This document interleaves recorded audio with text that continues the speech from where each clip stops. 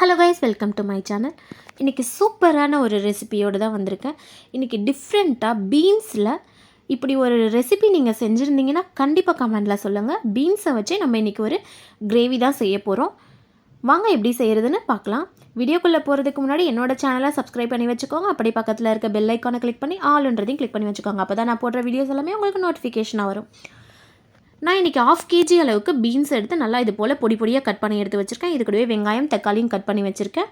இப்போ ஒரு வானலியில் தேவையான அளவு எண்ணெய், ஒரு அரை ஸ்பூன் அளவுக்கு சீரகம், கடுகு சேர்த்துட்டு இது கூடவே ஒரு பச்சை மிளகாவை நல்லா பீஸாக கட் பண்ணி சேர்த்துருக்கேன். கருவேப்பிலை வெங்காயமும் சேர்த்து நல்லா வதக்கிக்கோங்க. வெங்காயம் நல்லா பொன்னிறமாக வர வரைக்கும் நல்லா வெங்காயத்தை வதக்கிக்கோங்க. வெங்காயம் நல்லா வதக்குனா தான் அந்த டிஷ்ஷோட டேஸ்ட்டே வந்து பார்த்திங்கன்னா சூப்பராக இருக்கும். இது கூடவே ஒரு 3 பழுத்த தக்காளியை நல்லா பீஸாக கட் பண்ணிவிட்டு சேர்த்துக்கோங்க. தக்காளி நல்லா கொஞ்சம் வதங்கி வர ஸ்டேஜில் 1/4 ஸ்பூன் அளவுக்கு மஞ்சத்தூள், தேவையான அளவு உப்பு சேர்த்து நல்லா வதக்கிக்கோங்க. தக்காளி நல்லா வதங்கி வந்ததும் நம்ம பொடி பொடியாக கட் பண்ணி வச்சுருக்க பீன்ஸையும் இது கூடவே சேர்த்துக்கலாம். பீன்ஸை சேர்த்துட்டு நல்லா வதக்கிக்கோங்க. பீன்ஸோட அந்த பச்சை ஸ்மெல் போகிற வரைக்கும் நல்லா வதக்கிக்கோங்க. ஏன்னா நம்ம நல்லா வதக்கிட்டோம்னா பீன்ஸ் வந்து சீக்கிரமாக குக்காகி வந்துடும். அதுக்காக தான் நல்லா வதக்கிக்கோங்க. இந்த ஸ்டேஜில் கொஞ்சமாக ஒரு அரை ஸ்பூன் அளவுக்கு கரம் மசாலா, அரை ஸ்பூன் அளவுக்கு மல்லித்தூள், கொஞ்சமாக சிக்கன் மசாலா சேர்த்துக்கோங்க. இது கூடவே 1 ஸ்பூன் அளவுக்கு குழம்பு மிளகாய் தூள் சேர்த்து நல்லா வதக்கிக்கோங்க. மசாலாவுடைய பச்சை ஸ்மெல் போகிற வரைக்கும் நல்லா வதக்கிக்கோங்க. இந்த பீன்ஸ்க்கு வந்து நம்ம பார்த்திங்கன்னா இந்த மாதிரி மசாலா சேர்த்து செய்யும் போது இன்னுமே அந்த டேஸ்ட் வந்து சூப்பராக இருக்கும். நீங்கள் சிம்பிளாக சப்பாத்திக்கு கூட இந்த டிஷ்ஷை வச்சு சாப்பிட்லாம்.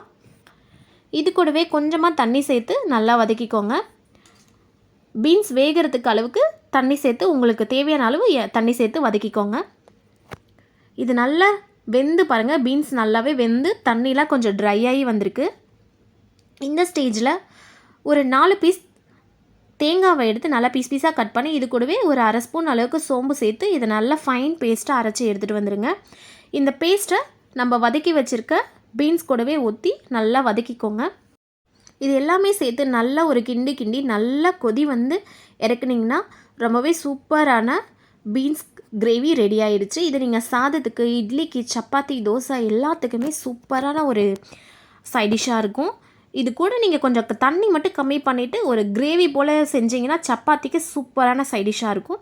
நீங்களும் இது போலவே ட்ரை பண்ணி பார்த்துட்டு எப்படி இருந்ததுன்னு கமெண்டில் சொல்லுங்கள். வீடியோ பிடிச்சிருந்தா லைக் பண்ணுங்கள், சேனலை சப்ஸ்கிரைப் பண்ணி வச்சுக்கோங்க. பாய்.